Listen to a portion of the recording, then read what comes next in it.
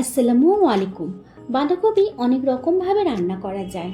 শীতকালের সবজির মধ্যে বাঁধাকপি অনেকেরই পছন্দের সবজি, কিন্তু শীতকাল ছাড়া এখন সব সময় সব রকম সবজিই পাওয়া যায়। আজ আমি বাঁধাকপি দিয়ে কাতলা মাছের মাথা রান্না করে দেখাবো। এর জন্য এখানে হাফ বাঁধাকপি সরু সরু করে কেটে সেদ্ধ করে পানি ঝরিয়ে রেখেছি। মাছের মাথা নুন হলুদ দিয়ে খুবই মুচমুচে করে ভেজে রেখেছি। এখানে দুটো আলু ছোট ছোট সাইজে কেটে নিয়েছি, একটা টমেটো নিয়েছি, কাঁচা লঙ্কা, কড়াইশুঁটি, ধনেপাতা নিয়েছি।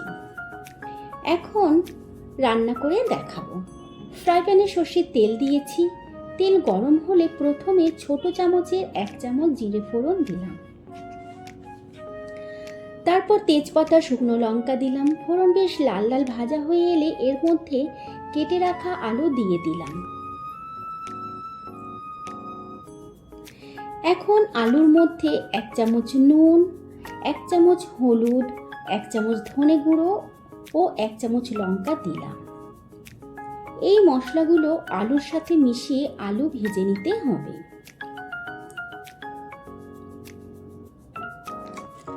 আলু ভাজা হয়ে এলে এর মধ্যে কড়াইশুঁটি ও টমেটো দিয়ে দিলাম। কড়াইশুঁটি তো টমেটো একটু নাড়াচাড়া করে এরপর সেদ্ধ করা বাঁধাকপি দিয়ে দিলাম। বাঁধাকপি ভালো করে আলুর সাথে কষিয়ে নিতে হবে। ঢাকা দিয়ে ও ঢাকা খুলে ভালো করে কষিয়ে নিতে হবে।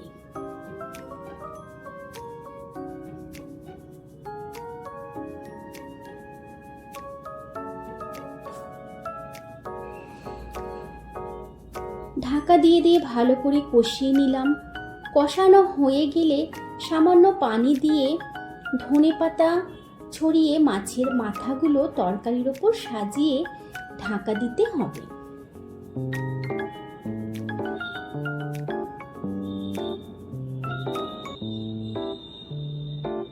মাছের মাথাগুলো যাতে নরম হয়ে যায় সেই জন্য 5 মিনিটের জন্য ঢাকা দিলাম।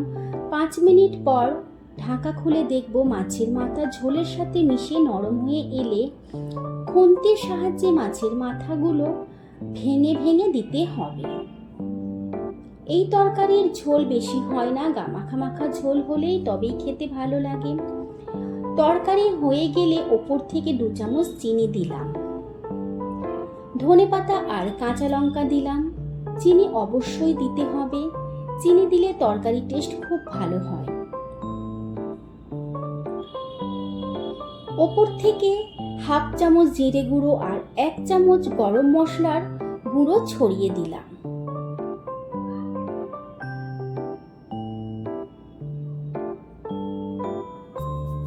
মশলাগুলো তরকারির সাথে ওপর নিচ করে ভালো করে মিশিয়ে দিলাম।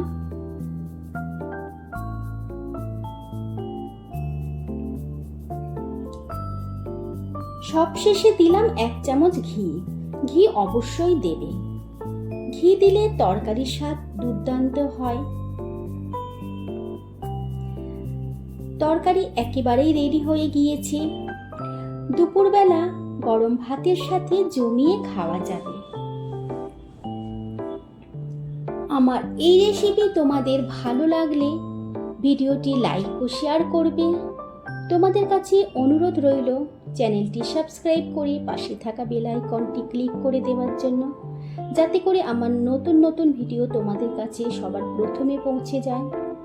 এই রেসিপি কেমন লাগলো অবশ্যই কমেন্ট বক্সে জানাবে। আল্লাহ হাফেজ।